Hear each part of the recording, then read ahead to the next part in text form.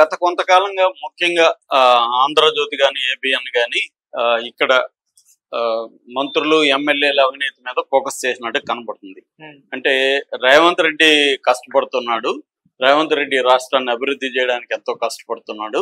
కానీ ఇక్కడ మంత్రులు గాని, ఎమ్మెల్యేలు గాని అవినీతి చేస్తున్నారు. ప్రజల్లో ఈ ప్రభుత్వం పైన చెడ్డ పేరుకి వీళ్ళే కారణం అన్న ఒక నెరేటివ్‌ని బలంగా 'ఆంధ్రజ్యోతి' గాని, 'ఏబిఎన్' గాని తీసుకెళ్తున్నారు. హ్మ్. మనకి అక్కడ కూడా సేమ్ జరుగుతుంది. అక్కడ తండ్రి కొడుకులు చంద్రబాబు, లోకేష్‌లు రాష్ట్ర అభివృద్ధి కోసం వాళ్ళు రాత్రింబగళ్ళు కష్టపడుతుంటే, అక్కడ ఎమ్మెల్యేలు, అక్కడ కొంతమంది మంత్రులు, అక్కడ తెలుగుదేశం నాయకులు రాష్ట్రాన్ని భ్రష్టు బట్టి వీళ్ళిద్దరికి చెడ్డ పేరు తెస్తున్నారు అన్న ఒక నెరేటివ్ కనబడుతుంది. ఈ నెరేటివ్‌లో ఒక ప్రాబ్లం ఉంది. ఏం ప్రాబ్లం అంటే, చీమ చిటుక్కుమన్నా రేవంత్ రెడ్డికి తెలియకుండా ఏమన్నా జరుగుతుందా ఈ రాష్ట్రంలో? హ్మ్. ఎమ్మెల్యేలు గాని, మంత్రులు గాని ఎవడైనా అవినీతి చేస్తే రేవంత్ రెడ్డికి తెలియకుండా చేస్తారా? అక్కడ లోకేష్‌కి మనం ఇక్కడ ఏం మాట్లాడుతున్నాం, ఏం పోస్ట్ పెడుతున్నాం కూడా లోకేష్‌కి తెలిసిపోతుంది. అంత నెట్వర్క్ లోకేష్ అక్కడ మేనేజ్ చేస్తున్నాడు. అట్లాంటి లోకేష్‌కి తెలియకుండా ఎక్కడైనా ఒక స్థానిక గనుల్లో గాని, ఒక మద్యం కుంభకోణం గాని, ఇంకొకటి గాని జరుగుతుంది తెలియకుండా జరుగుతుందా? అంటే ఇదేంటంటే వీళ్ళిద్దరూ తండ్రి కొడుకుల అమాయకులు, ఎమ్మెల్యేలు అరాచకవాదులు అన్న ఒక నెరేటివ్‌ని తీసుకొచ్చి వీళ్ళిద్దరిని సేవ్ చేయడానికి ట్రై చేస్తుంది. హ్మ్. ఇది పాత కాలంలో అయితే నడిచేదేమో, ఈనాడు పీరియడ్‌లో, ఈనాడు హవా ఉన్నప్పుడు నడిచేదేమో. ఇవాళ నడవదు. ఎందుకు నడవదంటే ఇవాళ మీడియా వచ్చేసింది, రకరకాల మీడియా వచ్చేసింది, సోషల్ మీడియా వచ్చేసింది. Everybody is an active in social media. కాబట్టి మనం వెళ్తే మనకు తెలియని విషయాలు కూడా లోకల్‌గా వెళ్ళినప్పుడు వాళ్ళు అనేక విషయాలు మనకు చెప్తున్నారు. మనల్ని అడుగుతున్నారు, స్టేట్ వైడ్‌గా ఎలా ఉంది సార్ పరిస్థితి అంటున్నారు. వాళ్ళు మళ్ళీ చాలా విషయాలు వాళ్ళు మనకి రివర్స్‌లో మనకి చెప్తున్నారు. ఎందుకంటే ప్రతి ఒక్కరు ఇక్కడ గమనిస్తున్నారు, చదువుతున్నారు, చూస్తున్నారు. నెట్వర్కింగ్ అనేది పెరిగింది. ఇవాళ రాధాకృష్ణ కొత్త పలుకులో నేను ఇన్ఫ్లుయెన్స్ చేయగలను ఎవరినని అనుకుంటే అది అబద్ధం. ఆయన ఎవరిని చేయలేడు. హ్మ్. ఎందుకంటే అది నమ్మేవాడు నమ్ముతాడు. ఎవడు కూడా వాళ్ళు కూడా నమ్మరు. వాళ్ళకి కూడా తెలుసు. తెలుగుదేశం వాళ్ళే చాలా మంది ఏం చెప్తుంటారంటే, సార్ మా ఎమ్మెల్యే మొత్తం తినేస్తున్నాడు సార్ అని ప్రతి వాళ్ళే చెప్తున్నారు. ఓకే. కాబట్టి ఈ ఎమ్మెల్యే తినడం అంటే ఆ ఎమ్మెల్యే ఎవరెవరికి వాటాలు వెళ్తుంటాయో తెలియదా జనాలకి? ఆ ఎమ్మెల్యే ఒకడే తింటాడా?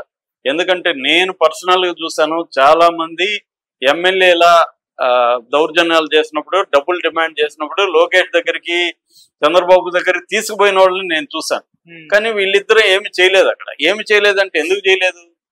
వాళ్ళు అలో చేస్తున్నట్టే కదా అర్థం. నిజంగా ఎమ్మెల్యేలు చేస్తున్నారు, వాళ్ళకి తెలియదు పాపం. రాధాకృష్ణ చెప్తే గానీ వాళ్ళకి తెలియదు. రాధాకృష్ణ చెప్పాడు. చెప్పినాక కూడా మరి ఎందుకు చర్యలు తీసుకోవట్లేదు? సో క్లియర్‌గా ఏందంటే వీళ్ళ ఉద్దేశం ఏందంటే, ఇటు రేవంత్ రెడ్డిని కాపాడాలా ఇక్కడ, అక్కడ చంద్రబాబు, లోకేష్‌ని కాపాడాలి అనేది రాధాకృష్ణకైనా, తెలుగుదేశం మీడియాకైనా ఉన్న గోల్. ఎందుకంటే ఇప్పుడు రామోజీరావు రోల్‌ని రాధాకృష్ణ ప్లే చేయాలనేది ఆయనకున్న గోల్, నెక్స్ట్ గోల్. హ్మ్. ఈ గోల్‌లో అంటే రాజగురువు లాగా ఉండాలి. ఇద్దరు రాజులు అనుకుంటే, ఇద్దరు రాజులకు నేను గురువులాగా ఉండి వీళ్ళని దారిలో పెట్టాలి. ఎప్పుడైనా వీళ్ళు దారి తప్పితే, అరే బాబు నువ్వు సరిగ్గా కాదమ్మా, ఇట్రా, దారిలోకి రా, లైన్‌లో ఉండు, లైన్ తప్పుతున్నావు అని చెప్పాలన్నమాట. అది చెప్తుంటాడు అప్పుడప్పుడు రాధాకృష్ణ. అక్కడ కూడా చంద్రబాబుకి కూడా అప్పుడప్పుడు గడ్డి పెడుతూ ఉంటాడు ఆయన. ఇది తప్పు, చంద్రబాబు చేస్తున్న తప్పు అని రాస్తుంటాడు. ఆ మధ్య కూడా P4 సంబంధించి కూడా రాశాడు కదా, అలాగా అట్లా రాస్తుంటాడు. అలాగే ఈ రోజు కొత్త పలుకులో ఫస్ట్ ఏం చెప్పాడంటే, మంత్రులకి చాలా గట్టి క్లాస్ బీకాడు మొన్న కేబినెట్ దీంట్లో. అట్లాగే కొండా సురేఖను కూడా బర్తరఫ్ చేయాలని కూడా డిసైడ్ అయిపోయాడు. కానీ ఈ లోపల ఆయన ఎవరు, మహేష్ కుమార్ గౌడ్, మా పిసిసి అధ్యక్షుడు ప్లస్ డిప్యూటీ సీఎం, వీళ్ళిద్దరూ వీళ్ళిద్దరు ఇల్లు ఆపారు. హ్మ్. ఆ తర్వాత లేదు నేను సారీ చెప్పాల్సిందని గట్టిగా కూర్చున్నాడు. అందుకని ఆమె సారీ చెప్పింది.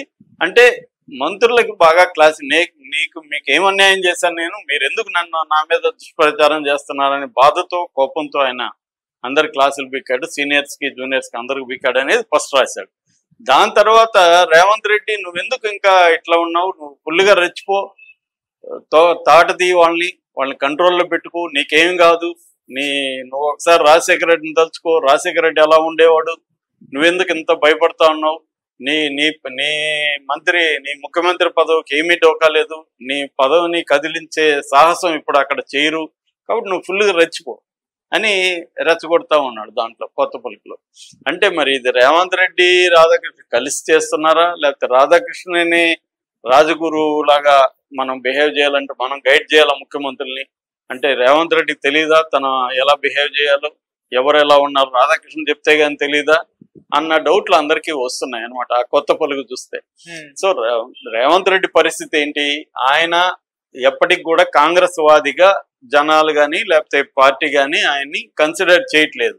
ఎందుకంటే ఆయనకి మూలాలు ఏబీపీలో ఉన్నాయి, తర్వాత టీడీపీలో ఉంది. ఇప్పటికి కూడా ఆయన చంద్రబాబుతో టచ్లో ఉంటాడని, చంద్రబాబుకి అనుకూలంగా వ్యవహరించే అవకాశం ఉందని ఒక కథనం అయితే ఉంది. జగన్ కూడా దాన్ని కొంత మంట పెట్టాడు. అంటే రేవంత్ రెడ్డి ద్వారా రాహుల్ గాంధీ టచ్లో ఉన్నాడని. మోడీ కూడా ఇవన్నీ ఎందుకంటే చంద్రబాబు ఎప్పుడైనా కూడా జంప్ అయ్యే అవకాశం ఉంది కాంగ్రెస్ వైపు, అది రేవంత్ రెడ్డి ఫెసిలిటేట్ చేసే అవకాశం ఉంది. ఇవన్నీ రేవంత్ రెడ్డికి తెలుసు, తన పరిస్థితి తెలుసు. ఎందుకు ఎమ్మెల్యేలకి ఎంపీలకి ఇంపార్టెన్స్ ఇస్తా అంటే 2 కారణాలు. ఒకటి, తను స్వతంత్రుడు కాదు. రెండోది, ఈయన్ను రాజశేఖర రెడ్డితో పోల్చడం కరెక్ట్ కాదు. రాజశేఖర రెడ్డి పరిస్థితి ఏంటి?